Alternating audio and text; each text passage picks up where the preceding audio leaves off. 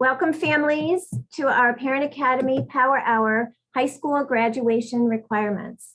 Or as I put on the flyer, is your 11th or 12th grader on the path to graduation? That was kind of a loaded question, but it was meant to get your attention, and we're glad you're here because this is an important presentation. We've got some great presenters, great information. My name is Sheila Kane, and I'm the District Coordinator for Family and Community Engagement in the Office of Strategic Partnerships. We'd like you to stay muted unless we ask you to unmute at some point, but we'd like you to stay muted if you could. Please feel free to, as you think about questions, as the presenters go through the information, go ahead and type them in the chat, and I promise we won't lose track of them. I'll go back and I will read them to the presenters at appropriate times. We're going to let them get through the information, and then we'll go back and check the questions. Tonight, we're grateful for the high school education department and the digital learning department. We have Dr. Rita Vasquez, Dr. Connie Colosi, Britt Mosley, and Tara Fowler. And actually, Dr. Vasquez is going to start us out, so I'm going to turn it over to you. Thank you. Pardon me. Thank you so much, Sheila, and welcome parents and community members and families. I'm so thrilled that you're here. And I couldn't figure out, I struggled to figure out, is 6:30 late afternoon or early evening? I wasn't sure. So let me just say good evening to everybody.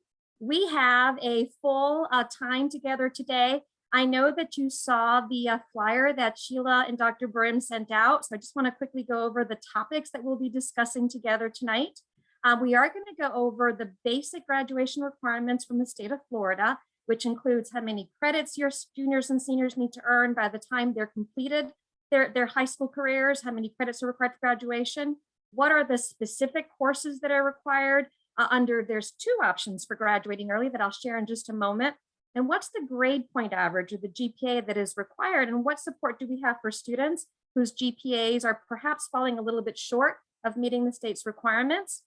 We're also going to go a little bit deeper into what are the state assessments, that are required for graduation. What are the two assessments that are required, and how do I get support from my student if they have not passed one or both of those assessments? We'll talk about that. And then the other piece that we're going to talk about is where can a parent, because tonight's going to be a lot of general information, right? What are those basic requirements? And you may or may not have some information on your hands right now, or you may have access to some information or know how to access it regarding your specific students' standing in each of these requirements. But we're going to make sure tonight that our parents have a good idea of where they can go with their student by their side and really take a look at, here are the state's graduation requirements, and here is the specific data for my student. Here's what my student's total number of credits are. Here's what my student's English and math credits are. Here's whether or not they've passed the state reading test or the state math test. So Dr. Colosi is going to lead us to a site that is wonderful for our students and our parents to use, and it's called our Personalized Learning Platform, PLP for short. So these are the things that we have in store for you tonight, okay? So let's get started. So regarding graduation, there are two options that kind of appear to be time-bound, but they're really not as time-bound as we might think them to be. So there is a standard high school diploma or standard time option where your students have to earn 24 credits, and we'll talk about those specific credits in a moment. And then there's an option that the state of Florida put into place several years ago, approximately 10 or so years ago, called the accelerated option. And the accelerated option requires your students to earn 18 credits. Both of those options, in case there are any parents here who have students who are exceptional students in our school district, both of those options are also available on access points for students with cognitive disabilities. But what I wanted to talk about for time regarding both of those options is that both of them can be done early. That means be completed prior to 4 full years of high school, and both of them can take 4 years. So your student can earn the standard time 24 credit diploma in 4 years or 3 years. We've even had a couple that have earned it in 2. And your student can also earn the accelerated diploma, which is 18 credits in 2 years or 3 years, or they may take all 4 years. So neither of those two options are time bound. Obviously, it makes a lot of sense that if your student really kind of wants to get through high school a little bit quicker than their peers. Maybe they're not as bought into the high school culture and the things that happen in high school, but are really bought in to what they're doing after high school. Then many of those students choose the accelerated because they can, in fact, more easily finish that in a matter of 2 or 3 years, okay? So what are those specific courses? Oh, let's talk about GPA first, okay? So the GPA, the grade point average overall, and we call that cumulatively, meaning all of the high school courses they take while they're either in middle school or in high school.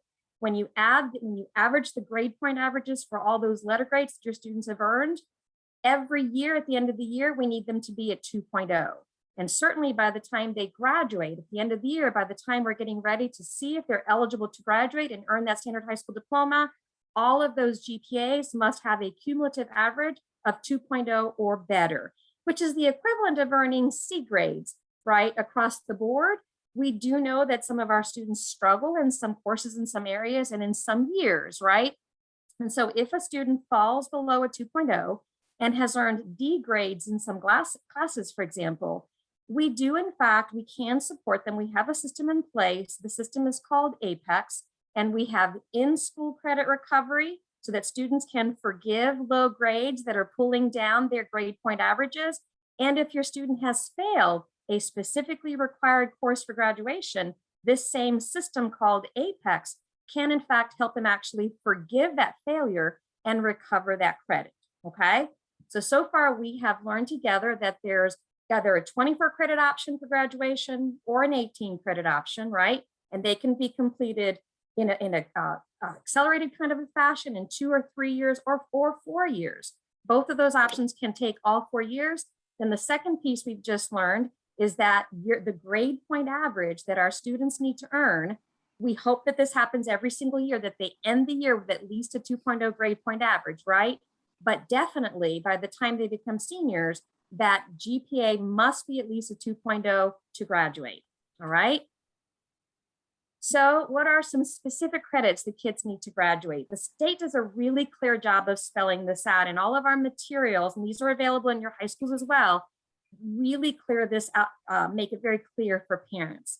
So 4 of the credits that are required for graduation, either in the 24 credit option or the 18 credit option, come from the English language arts, okay? And the state spells out, it needs to be English 1, which is typically what the 9th graders take, English 2, which you can follow them up the years, right? English 3 for 11th graders and English 4 for 12th graders.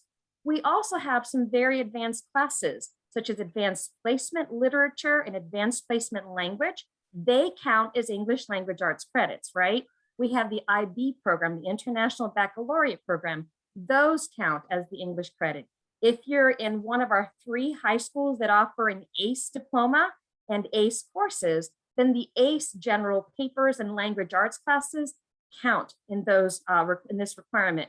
And then we also have students who take college classes at St. Petersburg College in a system called dual enrollment, and those English classes count.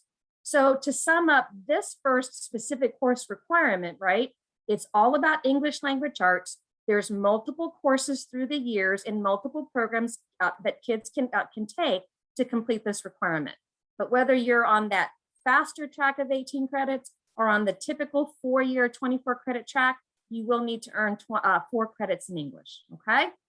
How about mathematics? Well, same thing. Every single year in high school, we want our students to be taking mathematics. So the state of Florida has spelled out that there are 4 credits required for mathematics as well. And what's interesting here is that the only 2 credits that they have said specifically must be earned in mathematics courses are Algebra 1 and Geometry.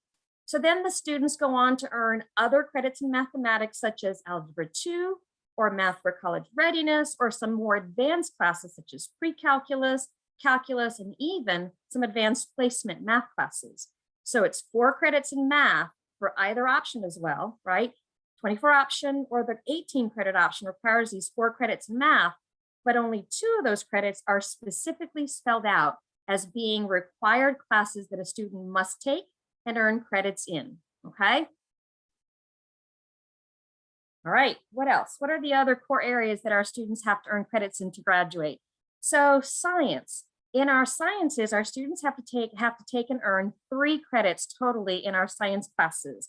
And the only specific science class that the state of Florida spells out must be on a student's transcript to earn a standard high school diploma is biology, right? The other 2 classes that are required to graduate can be any of all of the other classes we offer: chemistry, physics, environmental science, for example. They just have to be equally rigorous science courses, and we only offer equally rigorous science courses. So any other 2 courses in science that your student would take while they are in high school would count towards this graduation requirement. But biology is one that cannot be missed. Students must take it and they must earn a credit, okay?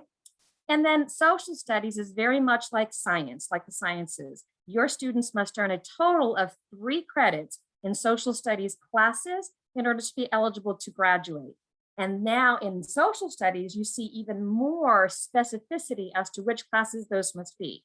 So they must take world history and they must pass that. During the 4 years we have them in high school, right? They must take US history and they must pass that as well. And then both of those classes are year-long classes where they'll earn a full credit. And then economics and government are semester classes. So they take up just a half a year each. Schools often pair them together. Most of our high schools put them in the senior year. So you'll take economics semester 1 or government semester 2, or you'll flip them. But those 3 credits essentially are completely spelled out in the state's graduation requirements. So you must earn 3 to graduate, and it must be these specific 3. Do our students earn more than 3 credits in science or more than 3 credits in social studies? Absolutely. And that is wonderful. We highly encourage our kids to take a 4th science and a 4th social studies. But as far as the state of Florida is concerned, this is the minimum that they must meet. Okay. So what else? And I'm Sheila, I'm struggling to see the top of my, oh, I see it. Okay, very good. The top of mine is filled with the actual Zoom screen. So I just wanted to make sure I had the heading right. All right. So what other classes besides core classes are required for graduation? So you can imagine then if it's not core, it's something that we call electives, right? But the state of Florida spells out what some of those electives must be. So there's a course that is actually counts as a physical education course, a little bit different than when you and I were in high school. We probably took basketball or volleyball, for example. Now in the state of Florida, the physical education course that is required for all students to take and pass to graduate is a course that we call HOPE, and it stands for Health Options in Physical Education. And it's a full year-long course. So your students that are working to earn the 24 credit option must take and pass that course. And then the other credit that you see right below that is a credit in a really large range of electives that are either in the fine arts, so literally drawing, right? Or sculpting, for example, or the performing arts. So we're talking about music, we're talking about dance, we're talking about theater. Or they can also earn that 1 credit that is required of them in the practical arts courses. So we're talking about a large range of career technical education classes that your student can earn that credit in. So that credit is incredibly easy to figure out for kids as far as they have lots of choices. So they typically don't struggle at all to figure out at least 1 credit to engage in that it qualifies for this to meet this specific graduation requirement.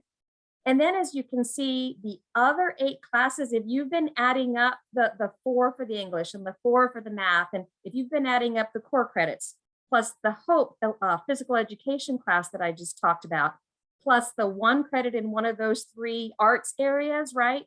If you've been adding those up and you subtract it from 24, you realize there's 8 credits left, right? So what are those 8 credits in?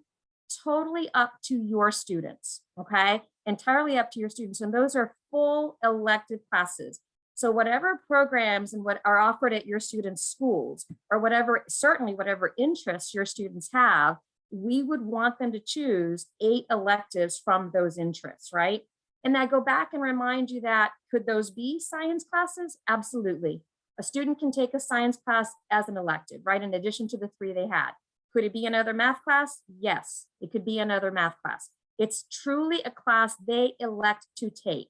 All right. And for the 24 credit option, they're going to need 8 of those. The last bullet, I'm going to really slow myself down because I find this one the toughest for parents to understand and even students. And sometimes, by the way, school personnel don't understand this last requirement well. And it got a little bit confusing with last year's online instruction that we did for all of our students. It got a little bit confusing. So let me make sure I'm clear on that. And then I'm even going to pause, Sheila, to see if people have questions. They're going to type in the chat about this one. All right. So if a student is going for the standard 24 credit option, which is the option we're still talking about, right? Then they have to earn one course or take and pass one course. Notice that I've switched language to course versus credit. So one course has to be a virtual course where the instruction is what we call asynchronous, meaning that the teacher and the student are not interacting at the same time online. There's some sort of a course that is online that the student accesses. They'll see some videos of the teacher, perhaps. They'll do some readings. They'll do some work. And then they submit work to the teacher, but that teacher and that student are not interacting directly with each other. So it truly is an online virtual course that has to be completed. And we want to make sure the state of Florida, and we want to make sure the students have those skills, in part because a lot of classes and programs after high school, a lot of classes in college, a lot of classes in technical schools, a lot of classes in on-the-job training programs have virtual classes that are asynchronous. And we want to make sure that our students have the skill set, right, to do well in those classes. So they've practiced it at least once. What's confusing about it is, well, what class can count like that, right? Does it have to be a full credit class? Can it be a half a credit class? And the answer to that is yes to both. It can be a half a credit class that's worth just a half a credit, like economics. It can be a full credit class, like Hope. So this particular requirement becomes a little bit confusing to parents. So our schools we have known this requirement, and it's been in place for at least 14 years. It's been here for a very long time. So all of our schools have multiple options for your student to choose. And what we really want, and you have 11th and 12th graders, what we really want to make sure is that when our 9th graders come in, that they are making these kind of choices and they're looking down the 4 years and they're saying, at my school, they offer economics online in the senior year. That's the one I want to take because it's only a half a credit. I only need to do that online asynchronous class for one semester. And I'd rather do that. I'd rather not do a class that is a whole year of me being offline, online with the teacher only virtually. All right, so let me stop there. Sheila, do you see any questions based on that one? Nothing yet. Okay, all right, good. It's clearer than I worried about. And let me just say one last thing about my PCS online and last year's kind of emergency move, right, to offer parents and children the opportunity to be at home and learning still during our pandemic, right? So there's been a lot of confusion about whether the students who were my PCS online last year for the whole year, 7 and 8 classes, quote unquote, online, would count as that graduation requirement. And the answer is no. And the main reason is it was not asynchronous, right? The teachers were online with the students and there were classes they were attending daily in each of their periods. And the teacher had some sort of direct instruction and then the kids did a little bit of work. But the state of Florida, and we're not the only ones, by the way, across the state, all districts, we were not able to have our online programs certified to meet this graduation requirement. So that's something that's important for parents to know and students to know so they don't forget to meet this requirement, okay? Rita, we do have 2 questions now. Okay. One was, does a foreign language count as online credit? My daughter took ASL last year and taking ASL 2 next year. Good question. So it only counts as an online credit if that class was delivered through an online system and there's 2 of them really that most of our students access. Pinellas Virtual School, which is a true full online virtual school which delivers instruction asynchronously, and then Florida Virtual School, which is the same thing, a true online virtual school which delivers instruction asynchronously. But if they're taking ASL at their standards, sit down traditional brick and mortar high school, it does not meet that requirement. The second question was, does FL or FVLS or FLVS count? So I think we Yes. answered that. Yes. Yes, you've got it. You've got it. And one more question came in. My son participated in geometry, so a high school course geometry, but in 7th grade. I presume the mom is saying, does it count? I presume it was online. I don't know, Estella, if you want to clarify that that was online.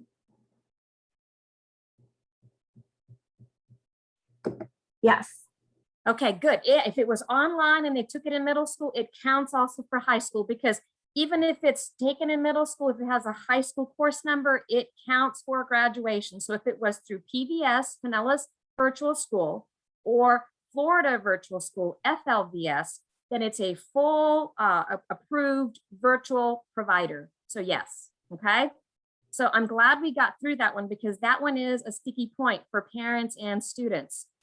And you know what? And I forgot I had a slide right there with it. So this slide, once you get this PowerPoint, it explains the difference between them. The true meaning for the state of Florida, the true intent for that online course is that the class is asynchronous.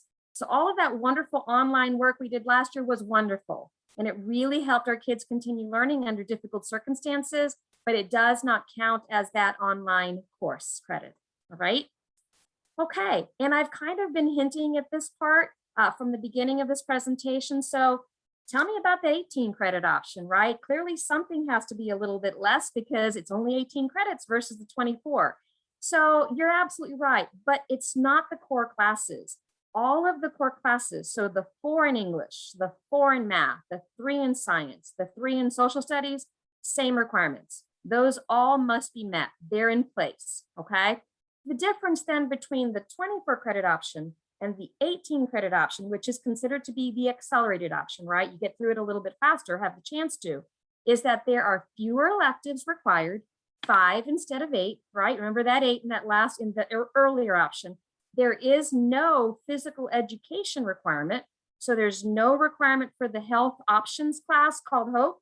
I don't like to say no hope, but there's no requirements for that physical education class, right? And this one is a selling point for some parents and kids. You are also not required to take the online course. So you see what they did? They kind of abbreviated, right? They kind of reduced the credits that are not core.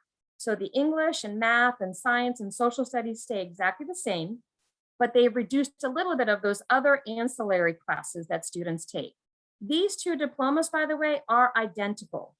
There is no difference between the 2 diplomas. They're both standard high school diplomas. Your student would get the same diploma as the 24 credit option student. What is different is the transcripts, right? There'll be 18 credits on this transcript versus 24 credits on another transcript. As far as university admissions and college admissions, no difference. They look at both transcripts equally. And do you know what's the key to that? The core classes. Students are still taking all of those core classes, okay? All right, and then I've spoken about this already, Sheila, so I'm going to move through this one pretty quickly. That accelerated option can be done in 2 years, can be done in 3 years, and can also be done in all 4 if your student wishes to take all 4 to do that. One of the pieces that we want to make sure our parents know, and actually we were chatting about this just before this meeting started, is that the more high school classes our students take in middle school, and there's 1 English option in middle school, there are 2 mathematics options in middle school, the more and world languages options also in middle school, the more they take classes that are high school credits in middle school, then the more eligible they become to accelerate their passage through high school, because they won't have to double up on taking 2 Englishes or 2 maths any one year if they start high school with no high school credits, okay? And let's talk about state assessments. We have just finished all of the credits required for graduation. We just finished the grade point average required for graduation, and we took a look at some specific classes, right? Let's talk about 2 other big rocks. The assessments that the state of Florida requires our students pass to graduate, and there are 2 of them. One of them is the Florida Standards Assessment, English Language Arts and Reading, or FSA, English Language Arts and Reading Assessment.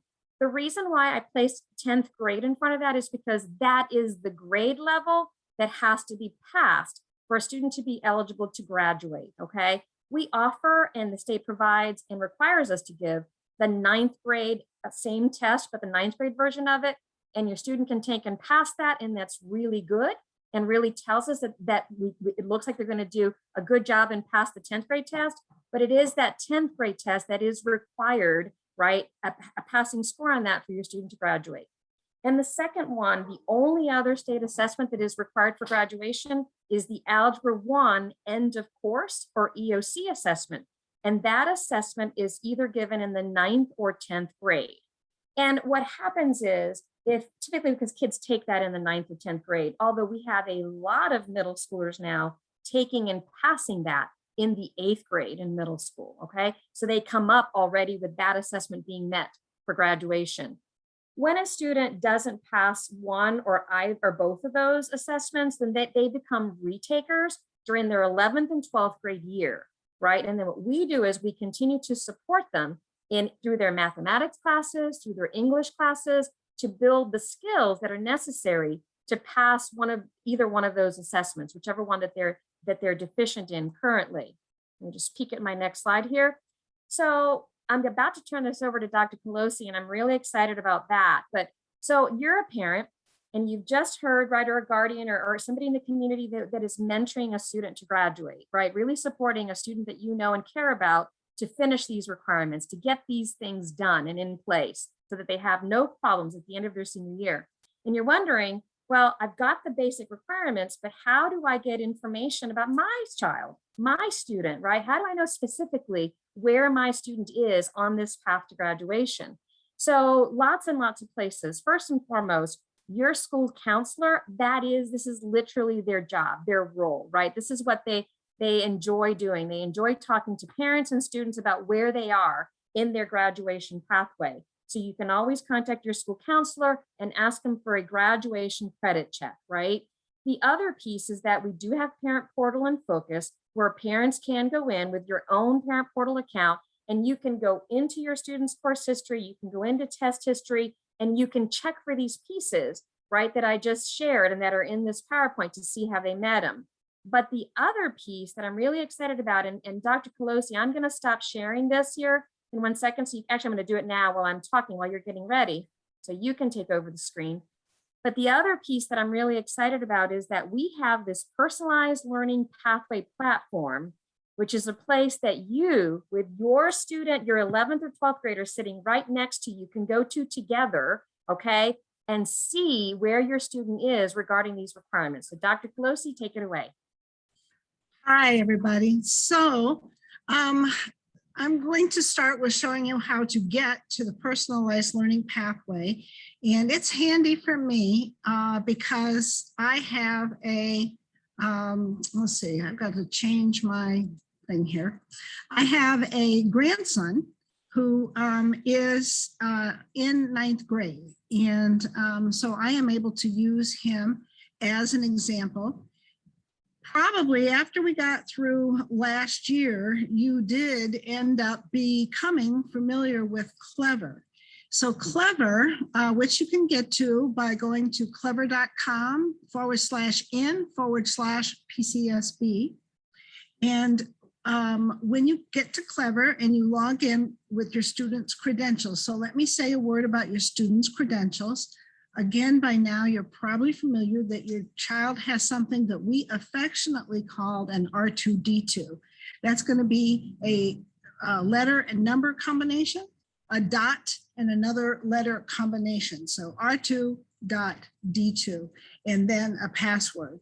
And so that R2D2 is the key to all of our district resources. And we have tried to put everything that your child may need to have access to through Clever, which allows us not to have to remember a bunch of different URLs and passwords.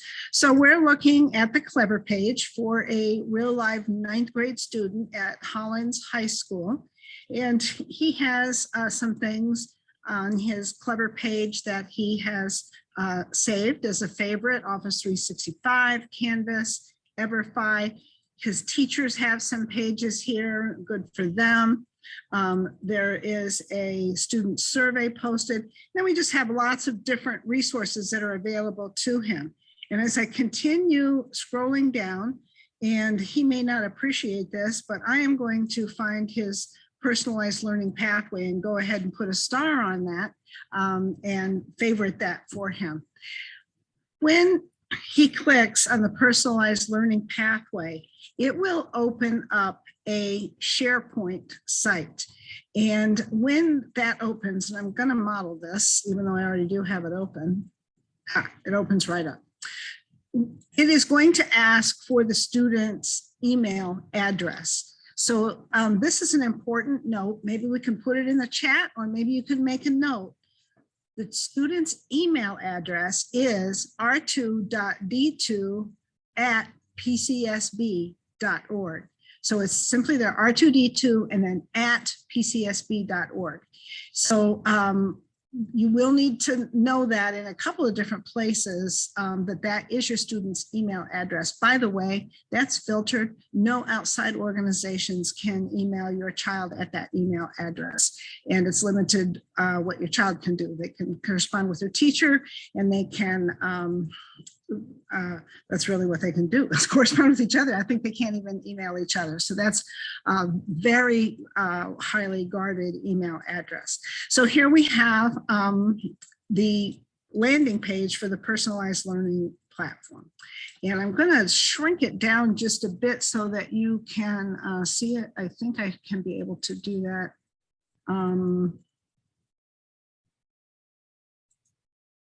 Oh, I went the wrong way. Aha, it's a little better, maybe not. Okay. Let's see. All right, so this, by the way, he would be mortified. This is his 8th grade picture that came in from Focus. And so he'll be happy when they take the new pictures this year. He hasn't gotten a haircut, by the way. It shows that he is in 9th grade. He'll be in the class of 2025. And he has declared himself a college scholar. And these are some places where he can keep some notes. We're not going to go too far into that, because the main thing we want to show you is how we have gathered here the basic information on where he is with the status to his path to graduation. Now, remember, again, he is only in 9th grade. And so what we see here is that his cumulative GPA right now is 3.3. And he has earned 5 college, or college, I wish, that's coming. He has earned 5 high school credits. He did this while he was in middle school by some of the methods that Rita mentioned, Dr. Vasquez mentioned to us. And so he's coming in strong for high school. And here we have the math requirement and the FSA reading requirement. We're going to change that word to reading.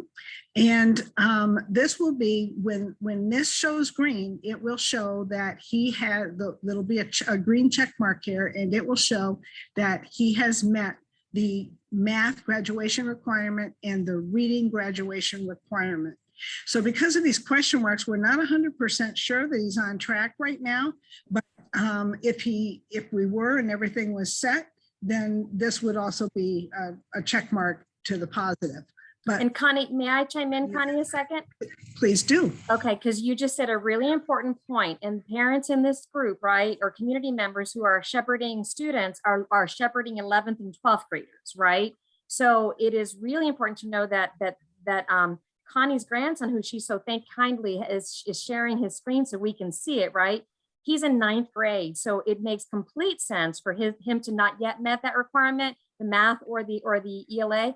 However, though, for junior and senior students, the parents who are on this line with us, you definitely should see that this is green and has been met if your student has met it, or if they've not, you would see that it's red and they haven't met it yet, which is a huge indicator to you then, right? To talk with your student about what kinds of things they're engaged in school that are going to support them to pass that algebra test, or a test that we call a concordant test that we're going to talk to you about in a minute. Or the same thing with the reading, how important it is for them to take and do their best on that FSAE English and reading test, right? So keep taking that until you do pass that, or pass another test that we're going to talk to you about. So your juniors and seniors will actually have data in those two areas that are really important for you and they to know. Go ahead, Dr. Pelosi. Thank you. And thank you for clarifying that. And so here we have under general information, how he is doing in each of his courses. So when I click on the ELA down here, now what this clicks on is specific ELA information for high school only. So he has 4 required credits. Of course, being in 9th grade, he hasn't earned any yet. So he needs another 4 credits, and he is appropriately enrolled in a 0.5 credit course because he is a 9th grader. And so we get the check mark, he's in 9th grade. Similarly with science, as he's coming across, he did earn a middle school, a high school credit in middle school. So he only needs 2 more. We hope, of course, that he'll take some of those science courses as electives. That's possible.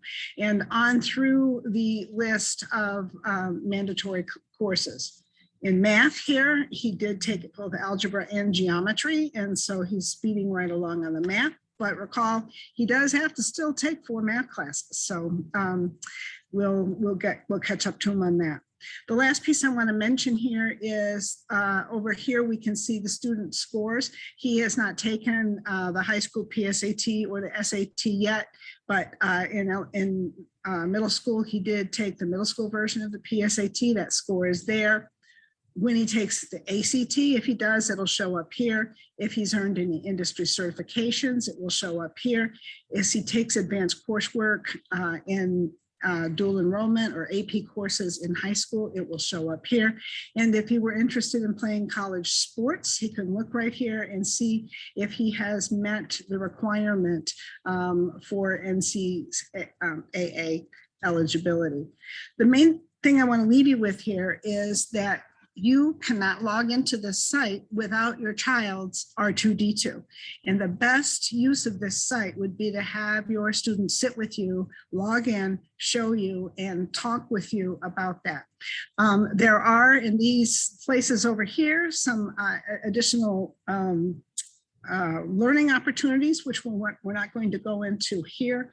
But the bottom line is the personalized learning pathway is a place that you can go and get a nice dashboard for where your student is with regard to the path to graduation. That's what I have, Rita. Thank you, Dr. Pelosi. And if you can let me share the screen again, I'll go back to mine. And so I just have to find it. When I think about the personalized learning pathway platform, I see it as a treasure trove of information, right? And I absolutely believe that we've gotten the word out as much as we've been able to so far, but Dr. Pelosi and I, and now hopefully you parents, right, will help us continue to get the word out. And now what you know can go to other parents. And I know that other parents will be seeing this video because this is a treasure trove of information. What a wonderful way to connect directly with your students and really be that support, right, that we deeply depend on in school for the success of your students. So thank you very, very much, Dr. Pelosi. Now let me I do want to point out, Rita, that you have accurately shown a link to the district website that would run through all of this again with you. Yes, there's a video. In fact, let me go to that slide, and it's a little bit blurry here because it's capturing the video that started. There we go. I got on blurry. Thank goodness. Okay. So when you go to the website that's on our slide, right, there's literally a video that goes over everything Connie just shared with you as well. So if you send this to your friends that also have, even 9th and 10th grade parents, it's really an amazing thing. We don't mind if you post this link online to this on Facebook, for example, and tweet it out so that our parents really get to use this platform. It's a great conversation to have with your student, right? All right, so. Rita? Yes. I just wanted to say when I first learned about the PLP, one of the things that I thought was intriguing was that it really kind of, you called it a dashboard, but it is a place where you can actually store information too about their high school career, which can, in my estimation, be invaluable when you get to the college application process, because that those information, that data that you've entered, the test scores, all their certifications, any club information, leadership opportunities, it's something not to be missed. So just another push for the PLP. That's huge, Sheila. They can enter their volunteer hours. They can enter the places that they volunteered and the things that they've done, community service projects, so that when they do get to that last year and they're thinking about what are they going to do and where are they going to apply and how are they going to answer those essays, right, that the applications ask students to do, they can go right back in here and they can pull that information right back out, and they've got an outline essentially of the information they can share with colleges and universities, right, to really see who they are. It is a diamond that hasn't been discovered. It's a diamond mine, let me put it that way, that has not yet been discovered by everyone. And our goal is to continue to share it so that people do discover it. So you saw that the video started to play. So if you go to the website and click on this, you'll see that information again. And then you can sit with your student, get their R2D2, and get them to walk you through each of those pieces. What a great conversation, right? So the next thing that we want to talk about, and I've got, I do believe I've got at least one of my partners in the high school team to help me present the next couple of slides, is really important. One of the barriers, I think, that one of the big two barriers that our students face to graduation is passing those state tests, right? And we can get into all kinds of conversations about, why that is or how that is. And I think there's almost universal agreement that no one test should define a student's high school career, or no one test should define whether a student gets to graduate or not. So the good news is that all of the right people, oops, let me stop going to that video. So sorry, guys, that's me and clicking randomly. So the good news is that the state of Florida has taken that into consideration, and all of the really good people who care about our students in the Board of Education, et cetera, understand that no one test should be the thing that stops a student from moving on to the rest of their lives, right? So the good news is that yes, your students, if your student has not passed the 10th grade English language arts reading assessment and or the 9th and 10th or 10th grade Algebra 1 and the course assessment, they can take it over and over and over again. It's literally 3 times a year for the algebra and twice a year for the English and reading one, until they do graduate. And by the way, they can keep taking it after graduation if that's the one thing that stopped them from getting their diploma. So that goes on in perpetuity into adulthood, okay? But there are other tests the state of Florida allows our students to take and pass and meet the same graduation requirement. They can replace the state's test. They can replace the FSA English language arts and reading test. They can replace the algebra EOC. There's a fancy name that the state of Florida gives these tests. They're called concordant tests because they concord, or they go along with, they're aligned with the state's test, right? So those tests are the PSAT, the SAT, and the ACT. And you will recognize those as being college entrance exams or exams that prepare you to take college entrance exams, right? So it's really exciting. And what's also really exciting is that we are working really hard to prepare your students to take those tests and pass them. So that is what we are going to talk about next after I share a little bit with you. And I wanted you to have this information so you would see what kinds of scores your students have to earn on these. And they're very attainable scores. So to be a concordant score for the state's English and reading 10th grade test, if you take the ACT, you need to get a combined English and reading score of 18. So you take the English section of the ACT, you take the reading section of the ACT, and you get a combined score of 18, and you graduate. You have now met the requirements for graduation, which is wonderful. And we have a lot of students who meet it that way, okay? And by the way, if your student gets, earns a 17.5, when you combine those two sections together, it rounds up to 18 and they graduate. And then the SAT, the EBRW is for evidence-based reading and writing. It's a fancy name for their English language arts and reading assessment, okay? And on the SAT, your student needs to score a 480 or higher. And again, if they take that test and they earn that, then they graduate. They have passed the qualifying English language arts reading assessment. So that's really exciting, okay? Really exciting that we're not just counting on that one state test to make or break their entire right, lives after high school. And then in mathematics, they have similar concordant exams or similar concordant tests, right? If your student takes the ACT mathematics section, they need to score 16, and then they pass the algebra. It's like, check, you now have met the algebra score. If your student takes the PSAT NMSQT, which is just National Merit Qualifying Test, okay, they need to get a 430 on that. If your students take the SAT, regular SAT college entrance exam and get a 420, they've passed the state test. And because of COVID last year, or last year and a quarter, let's just say, last 2 years, right? They're also now allowing the geometry end of course assessment, the state geometry test, with a score of 499 to pass and meet the state's graduation requirement. And where can you get all of that data? The Personalized Learning Pathway Dashboard. It tells you which tests your students have taken, right, and what their scores are. So I'm always going to keep referring parents right back to that, because that's where you can really find out. All right, I see that my child is not yet met that state assessment requirement in English and reading, but what have they done on the SAT? When have they taken it? What have they done on that? What have their scores been? You can get that information in the Personalized Learning Pathway.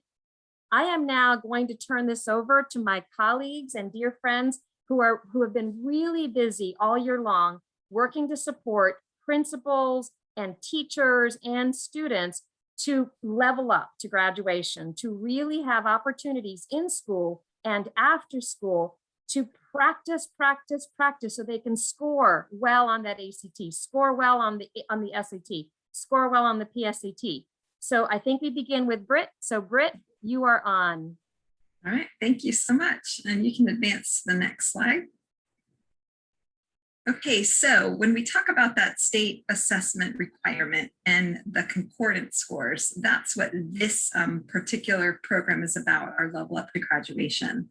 So we have a Canvas course, which on the next slide, there's a link to it, and you'll be able to see that when you get the copy of these slides. There's a QR code that will take you right to it. And your students all have access to Canvas, and that's part of why we curated all the resources in a Canvas course, so that every student who's been using the Canvas platform for the last year and a half can go ahead and get right on these courses. They are not a regular course. This is an extra course. So while students who have yet to earn their FSA requirement for English or for math will be getting support in regular classrooms at school, we wanted to make sure that they had additional support also outside of school through our Level Up initiative. So for reading, when a student goes on, there are courses Monday through Thursday and Saturday mornings with a live teacher. We've hired many fantastic teachers in the district who man those courses, and they teach content to kids. So the way it works, you can see that on Monday and Tuesday, there's a lesson, and that lesson happens at 2 o'clock, at 3 o'clock, or at 4 o'clock every Monday and every Tuesday. On Tuesday, it's a repetition of what happened on Monday. And then there's a new lesson on Wednesday and Thursday, and those lessons also happen at 2 o'clock, 3 o'clock, or 4 o'clock. And they're repeated on Thursday. So children are able to join a Teams meeting, and you can see the link there. The link is also available in that Canvas course. And by the way, you don't have to feverishly write this down. The entire schedule is right there in the Canvas course for kids, and the links are right there for them to be able to join and meet up with their teachers in a live environment. And those lessons, that's what we call, you heard Dr. Vasquez talk about asynchronous, and synchronous is the opposite of asynchronous.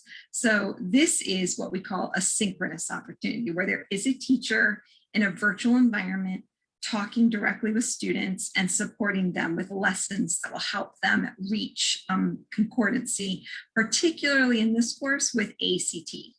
So there's also the opportunity for students, and I'm going to Can you go back? Sorry. I wanted to make sure I got to the Saturday review lesson. When we were designing this course, we wanted to make sure that, say your son or daughter plays sports and they're busy till 4 o'clock every day after school. So we wanted to make sure there was a Saturday opportunity as well. So on Saturday, we also have a teacher that joins students live via that same Teams link to help students with practice on any of the material that they would have missed throughout the week on Saturdays from 10 to 11. They just join the link and the teacher will be there, and the student and the teacher and any other students are there can determine what material they particularly need extra support with. And one of the ways that students are going to be able to do that is when they get to this Canvas course, there is what we call an asynchronous option. And so we've partnered with a company called Apple Ruth, and they're a professional tutoring company out of Atlanta. And we've purchased their online platform, which curates videos and explicit instruction and provides practice. And it's what we call adaptive, meaning that the more your child goes on and does the work, the better the program understands what your son or daughter's weaknesses are and what your son or daughter's strengths are, in order to make suggestions for your student, your scholar, to know what material they should begin engaging in. And this course is going to support ACT prep in both math and English. The one limitation, which I want to make sure I address now, is these licenses, you have to fill out a survey in order to access one of the licenses that we've purchased. And I want to make sure it's very clear that the only students that we're going to give one of these licenses to is a student who has not yet met their concordance score. So if your son or daughter has passed the FSA and you just want extra ACT and SAT support, that's going to happen through their English classrooms on a regular at school, and through other resources like Elevating Excellence or other programs that provide resources. This is specifically for students who were helping to meet their concordancy score for graduation. So if you don't get it, that might be the reason why, but we'll make sure that you know that. You'll get an email to know, congratulations, you don't need extra help in this course because your child is on track to graduate. And now I'll go ahead and turn it over to Tara for the math portion. Hello, everyone. I'm so glad that you guys are here with us this evening for the math portion for the Algebra 1 support. Just like Rita mentioned earlier with the concordance score, we are also offering support for ACT and SAT for our weekly sessions, and it's ELA and math combo. We have combined our content together in that Canvas course. So for math, it will be weekly sessions. The weekly sessions will be on Mondays and on Wednesdays from 3 to 5 p.m. where we have a math teacher who is amazing, will work with your student on ACT prep. And also if they choose to practice on SAT, they can also do SAT prep with him.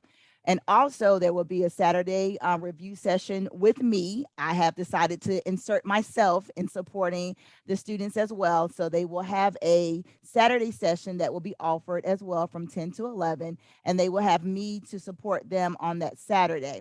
Again, the link for the math support is on this slide. You can find every thing that you need as far as information is concerned on our Canvas site. When the kids log on into once they enroll in the course, of course, is a home page for that Canvas site, and all the information for math and ELA are right on that home page, including the links to access for the live meetings and the Saturday meetings as well, and also more information on how to take the survey for the Apple Ruth licenses. They are right there. That survey is right there on that home page at the bottom of the information chart, and just other information that students may need in order to support their learning with this Canvas course. Again, kids can log on if they don't even want to attend any live sessions, and that's fine. That's their option. But the modules are there for your students to do some asynchronous, not just with Apple Ruth, but they can go on and access the material as well for math and get that, get that asynchronous support with them working through the questions and problems themselves. And then if they want to log on to a live session to ask some questions later on, That is perfectly up to them if they want to do that. We will be live again on Mondays and Wednesdays from 3 to 5 and on Saturdays from 10 to 11. Thank you, Tara and Britt, so very much. And parents and guardians and community members that are on with us here, just so you know, don't worry about what you don't know about Canvas. Your kids know Canvas. The students know Canvas. They spent an entire year about a year, all of last year, really, because we didn't have it the last quarter of the first year of COVID, but they've been all year on Canvas last year, and they're still using it in their schools now. Teachers still have lessons on Canvas, and kids still go in and navigate Canvas. So your kids will know the link to click, and I'm going to also show you this. That we've even made it easy for them. They can use their QR codes. They can go right in here and they can sign in. But we've also given you names here and email addresses of everyone who can help you. If you're a student, if you see and your student and you find out, right, and you look at their data and you find out that they have not passed the state's reading assessment or they have not passed the state's math assessment to graduate, and you want to make sure that they are accessing this and they've got the licenses they need to get the practice and the instruction they need to really, really, really rock those tests, because there's multiple tests coming up, multiple ACTs, multiple SATs, etc. And you need help, contact any of these people and they will help you make sure your student has that.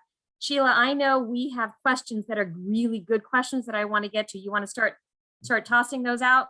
Yes, ma'am. Back to the asynchronous requirement. Question was, does the Hope class count as online? And if you do a sport at school, do you still have to take the Hope class?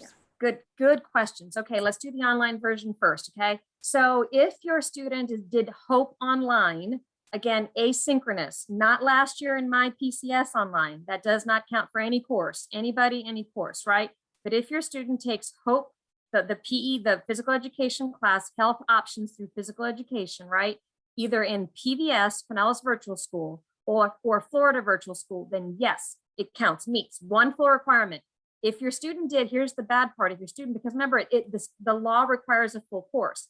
If your student took Hope for half a semester, half a year online and said, Mom, Dad, I really hate this PE class online, I'm going to school to do it, and they only met one semester of it, guess what the state of Florida is going to say? I didn't meet that requirement. Their requirement is one full course. Okay, one full course, whether that course is a half a credit or not. So Hope online, earned 1 credit, you're good to go. And what was the other question, Sheila? If you are doing a sport in school, does that meet the Hope credit? Good. So we didn't get into sports waivers and JROTC waivers. There are waivers the state of Florida does grant to students who do varsity sports at schools. And yes, your student can meet the state's physical education requirement and not have to take Hope if they are an athlete and can qualify for those sports waivers. Sheila, if I can, I'm going to put my email address in the chat line because mine is not on this slide. And if you have a question about the sports waivers, please feel free to email me that directly. That's a pretty technical question that most, not a lot of parents are thinking about that one. So good question. What other questions were in there, Sheila? Is the 18 credit diploma as attractive to colleges? Yes, it is. We have never heard back from a parent or a student that said, well, no one told us that UF or FSU or USF or FAMU, et cetera, would not accept an 18 credit. That isn't the case at all. They are equally attractive. Remember that the key piece there is that there is not a reduction in the core academic classes, right? So you have to take all of the hard cores. Now, if you're trying to get into a major university in Florida, you want to make sure that those core classes are advanced and advanced placement, right?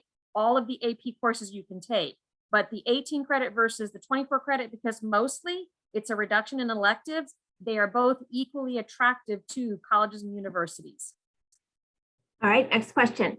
This is kind of a comment, but it would be worth mentioning. They can accelerate, but guidance tells us they have to be on campus for 3 to 4 classes and it's mandatory. I read that and it's a very good question and you are right. So, and this is about funding. The state of Florida funds public school districts, which is what we are, right? For full-time student enrollment.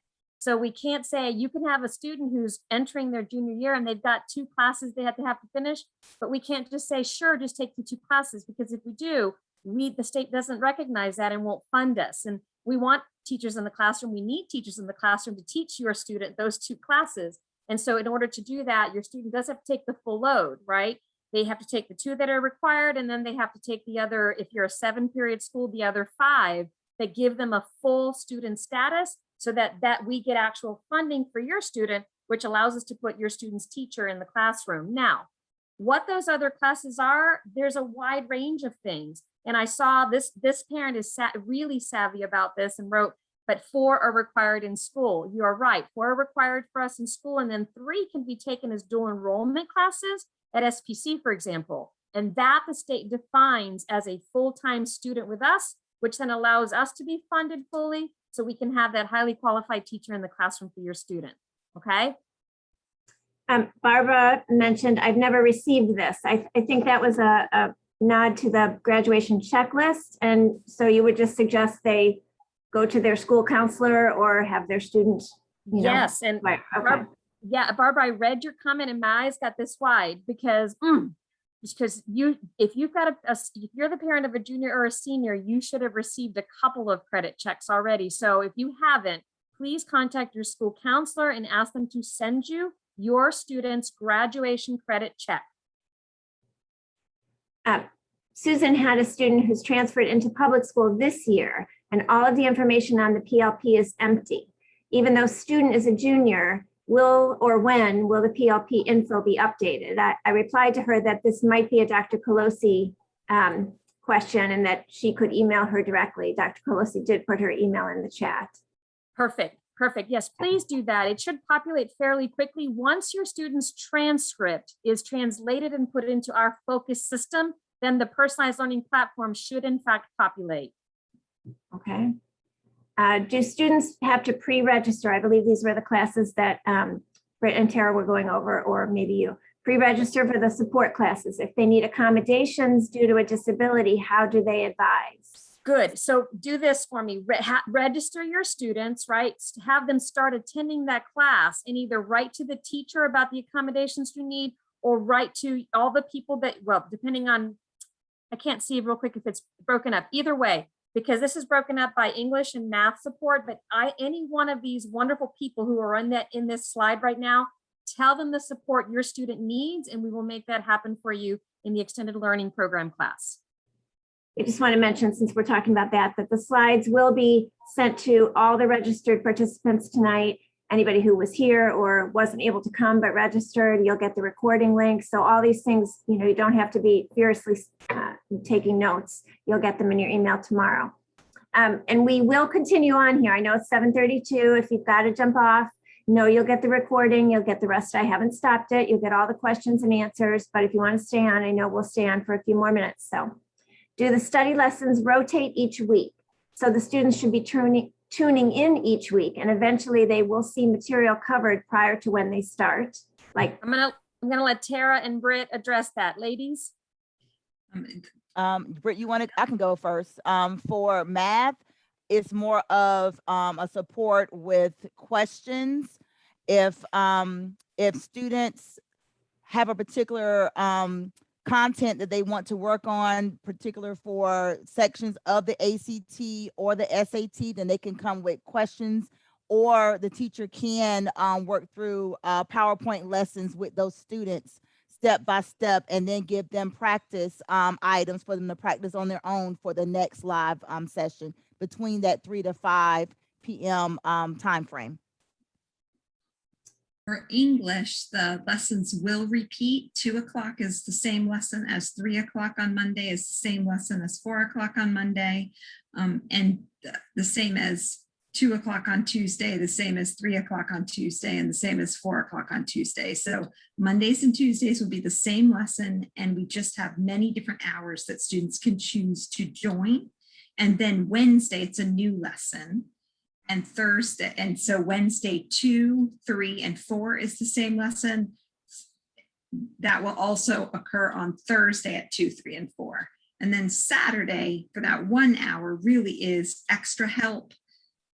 support if there's just one student that joins on a Saturday and they missed, say, their Tuesday lesson, then the teacher will work in a one-on-one basis over that Tuesday lesson. And for English, the lessons won't repeat. We won't like start over next semester. The lessons will go on throughout the year. They'll always be moving forward. So you're going to constantly be moving forward, and you're going to have 6 opportunities to catch a lesson before it's gone. Amber's asking about the PLP again. So Amber, I'm going to suggest that you email Dr. Colosi for specific questions on the PLP. She had to jump off, but I know she'll answer you. Regarding the biology requirement, my son took biology his freshman year, which was cut short due to COVID. So he did not take the biology EOC. How does he meet that requirement? Excellent question. He's fine. The biology end of course assessment, the US history end of course assessment, the geometry end of course assessment are 2 things. 1, not required for graduation. None of those are.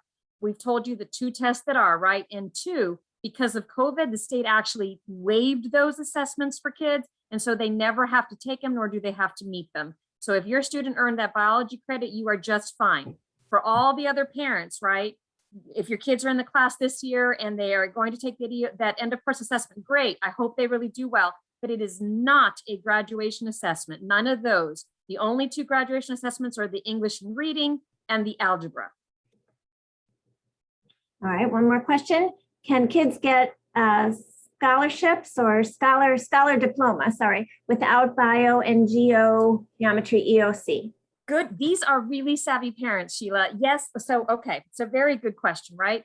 So, the scholar designation, it's a nice accomplishment. It's a really nice sticker that goes on the diploma, right? Is not a graduation requirement.